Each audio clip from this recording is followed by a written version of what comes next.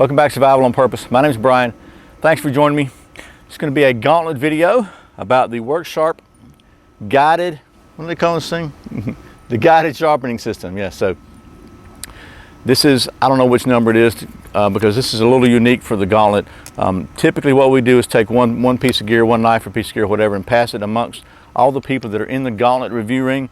In this case, Worksharp decided this thing was so personal, I guess. Everybody uses things differently. They sent each one of us one of these, so I'd like to thank the folks at Workshop for that. But they wanted us to make sure we had a chance to get familiar with it and to you know, just see how it operates and to give it a really good try out. So I've been using this thing on my silverware drawer at home, and if you've seen the other videos, you've seen they did a really thorough job, and so there's really not a lot that I can cover that they haven't already covered. But I'm going to try to do a little bit something different and maybe take a knife from start to finish. So we'll talk a little bit about the details of the thing and how it works as we go. I don't want to make this boring. But what I've got here, I've got a brand new Ontario Old Hickory butcher knife, and this is the, you know, kind of everybody's go-to budget bushcraft knife. And so this is brand new, like I say, straight out of the box, so to speak. And actually, I think it came in a bag, but so I thought we'll see how sharp this thing is now. We'll take it through the Worksharp system, and as we go, I'll explain all the different components of it, and then we'll see how well it does. So it's getting dark here. It's finally cooled off a little bit though, so the sun's going down. I'm gonna try to make this kind of quick, not to be a 20-minute video. I know some of these Gauntlet videos are extremely long, but mine especially, but I'm gonna try to make this a little quicker one, and we'll just go to it and see. So let's get this thing down to the stump top and get busy. First of all, this is how the basic Workshop Guided Sharpening System comes. It comes with got a really nice instructions. They've gone over this thing in detail at every other video, so I'll direct you to those and put links below. But I'll tell you that it's not just instructions. It's got a really good guide, and it tells you which angles are best for which ones and kind of how to do it. So what I thought we'd do is we're going to take this brand new knife. We're going to go through using the instructions in just a minute and just do exactly what it says and see how well it works. So, but anyway, it comes with that. It comes with the main system here, which is a base, and it's got the sharpening plate holder, which kind of snaps in, and it really just kind of pivots in there. And you can actually set it to pivot, or you can set it to be solid. So you can set it where it doesn't rock at all, no rocking, or you can slide this little lock back, and now it will pivot. And I'll explain to you why that pivot's important in just a minute. If you haven't seen the other videos, it's got snap removable. They're magnetized. They snap right in. Angle guide, which is pretty cool, and the 17 and 20. They say the 17 is mostly for like kitchen and food prep. 20 is for more outdoor common knives. So those are two common angles that most edges have on them. So anyway, and this, as you see, comes off, and you can use it by hand if you want to. Which I think is a pretty cool little extra feature. Okay, then it comes with this two different plates. They snap off, and they're just magnetized on the back, and so they pop on a couple little guide holes here and here that hold them in place, but they're actually lower than the surface. And basically they've got a fine, and then it comes with if I can get this thing out of here, a coarse. So it comes with a coarse and a fine, and then the ceramic stone here, which is pretty cool. I'm trying to show you that. The small ceramic stone on either end are sized to fit most common serrations, one or the other. So those are for sharpening your serrations. Then it's got a rotatable, I guess that's the word, rotatable ceramic on top. It's got a smooth one for honing. It's got one with some ridges on it, if you can see that. See the ridges there? That actually are for sharpening like a recurve or whatever that won't fit on the flat.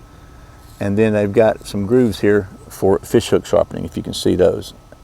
I don't know if you can or not. I can't tell if this camera's picking it up. So you put this back. So now I'm just going to go, and then I know I'm talking fast, but I really am trying to beat the sunshine. I'm trying to keep this from being a 20-minute video. They also sent the upgrade kit, which is a separate purchase if you buy this.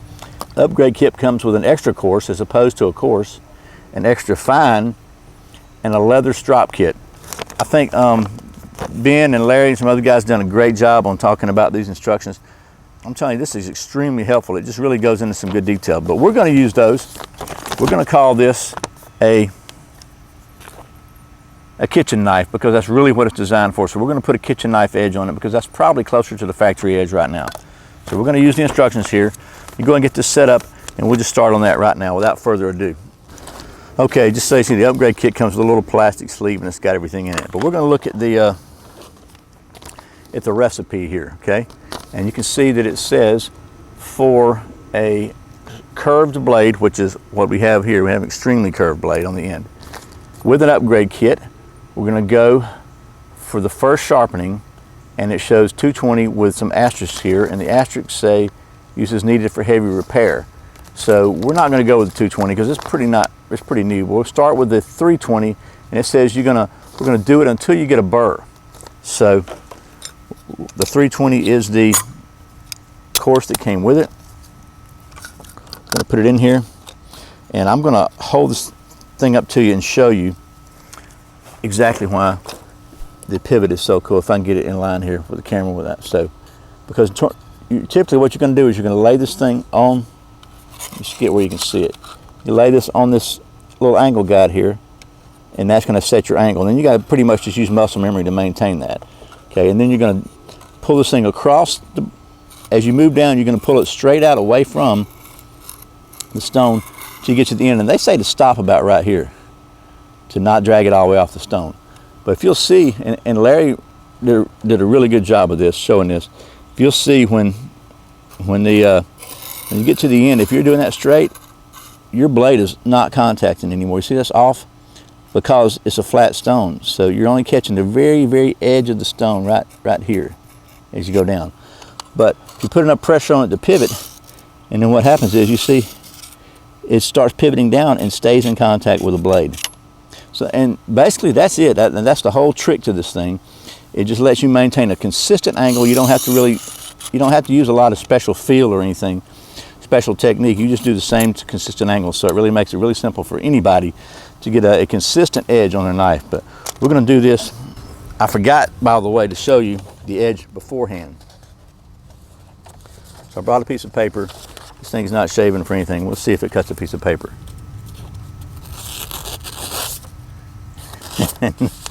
And this is straight out of the box, and that's why the first old hickory I bought was really sharp.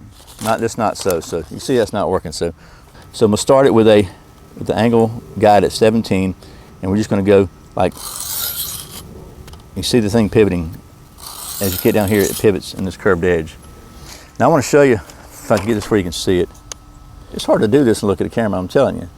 Okay, so instead of having to angle the knife this way to get that curve, the whole key to this is you can maintain that same with the body of the knife just perpendicular to the stone.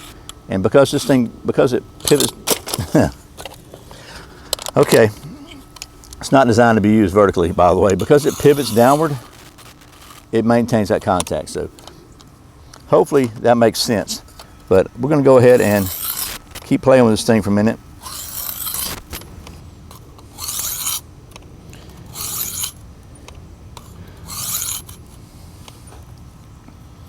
Okay, what the instructions say to do, and the key is, and I kind of forgot to say this a minute ago, is you do one side until you get a burr on the rough, until you can feel a burr.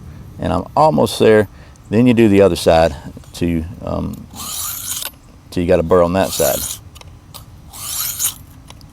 And honestly, for me, one of the biggest challenges is not bringing that knife into a curl, because I'm so used to doing that on a stone. And this is actually designed where you don't have to do that.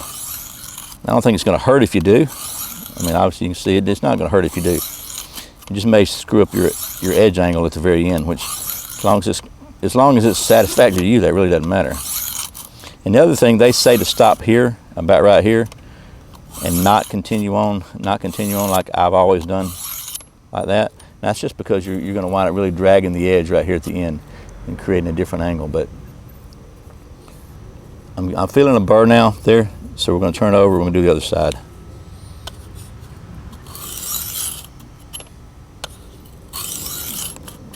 You see I'm setting this thing on this angle guide, and then from that point forward, that's just a starting guide, and it helps you maintain your muscle memory. This is not like some of those guiding systems which actually hold the knife at a certain angle and maintain that angle. You got to do that yourself.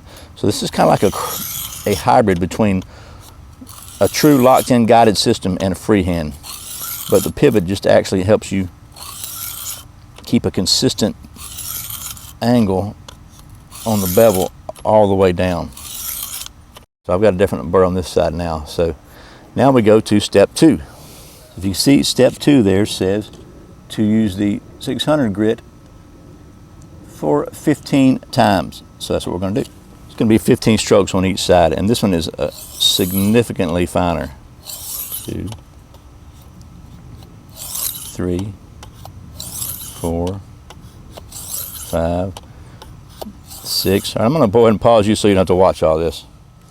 Okay, next, if you can see, it says to go with the 800 grit for 10 times. So we're going to swap that out now.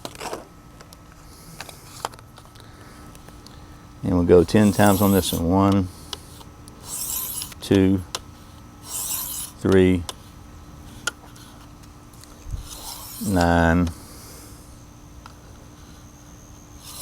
10.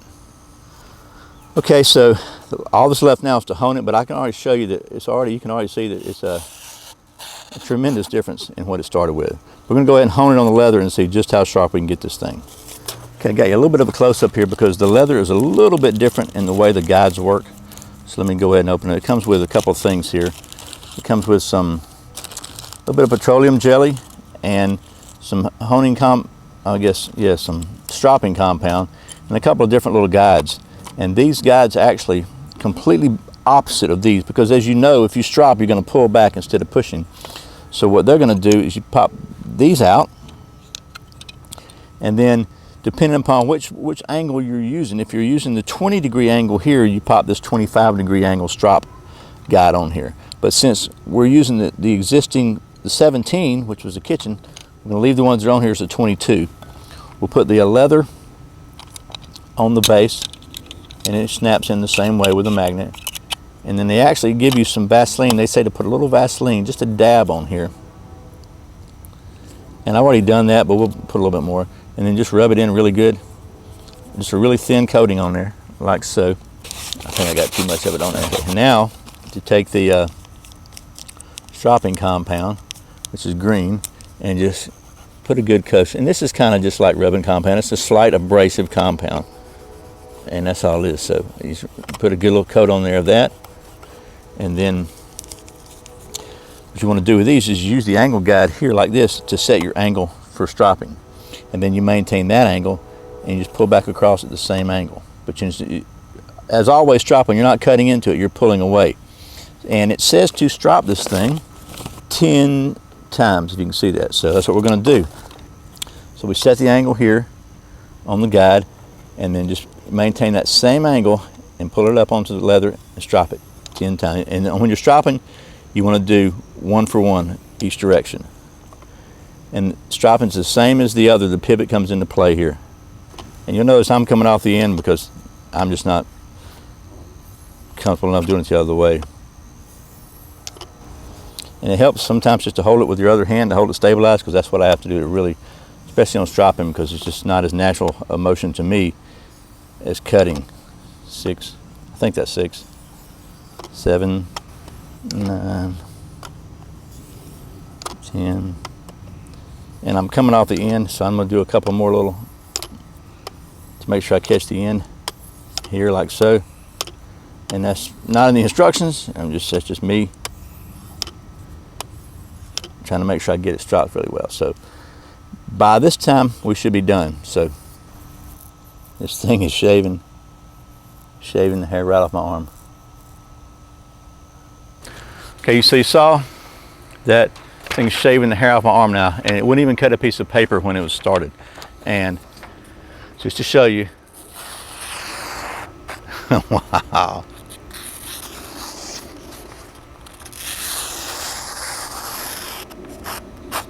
And that's all the way down to the end too, to the very end up here. You see that? So there you go. That honestly took me 15 minutes at the max to take a knife, which would not even cut a piece of paper, make it shaving sharp. And I know that Chris and a couple other people have kind of said this is a great choice for a folding knife, a smaller blade. And this is a 7-inch blade. It's a pretty good sized blade. and it did an excellent job all the way to the end. I mean, it got down, this is sharp. So I gotta say, I'm really impressed with the guided sharpening system from Worksharp. You know, and honestly, if you really wanted to, you could just carry this out in the field. They have a field sharpening system though that's better, but this is actually, you know, there's nothing to stop you from doing this freehand. I just like the fact that it's so versatile. You know, it takes the guesswork out of a curved blade. It's really easy, and you can lock it down for a flat blade. You can do recurves, you can do serrations with it, you can do fish hooks with it. I mean, there's not really anything that you can't sharpen with it. I think you could take, in my opinion, it's not just my opinion, I know it works because I've done it with the same kind of flat stone. You can take this thing, put the coarse on or the fine, and you can sharpen an axe with it. You can sharpen anything needs to be sharpened, you know, if you want to use it for a tool. You know, for a blade, you probably want to use the system, but if you just want to sharpen a tool, something that doesn't fit on the knife type system, whether it's an axe or even sharpen your shovels, this is a great, very, very versatile system. So I hope this has been helpful. This is another Gauntlet review. I encourage you to check out the Gauntlet.tv for all the Gauntlet reviews in one place, and you can follow your favorite knife or your favorite review, or however that works through everything. Again, the folks at Workshop are kind enough to supply everybody in the Gauntlet with one of these, and I'll be honest with you, at first I thought, you know, that's kind of looks, it just looks kind of gimmicky, but I'm telling you, it absolutely works, period. And could you get the same thing on a flat stone? Sure you can. I've been doing it, and people have been doing it for years, but this really takes the guesswork out of it, and it really, it's just a unified system that goes from step, and it's all right here, and it all works nice and handy. So, as always, thanks for watching Survival on Purpose. Thanks for subscribing, for clicking the like button, for sharing it with your friends. Thanks for watching those ads and for clicking those Amazon links. I really appreciate it. It really helps, and I thank you. Don't forget to check out the Gauntlet.tv. Once again, my name is Brian. You're watching Survival on Purpose. Remember, survival is not an accident, so be prepared. See you next time.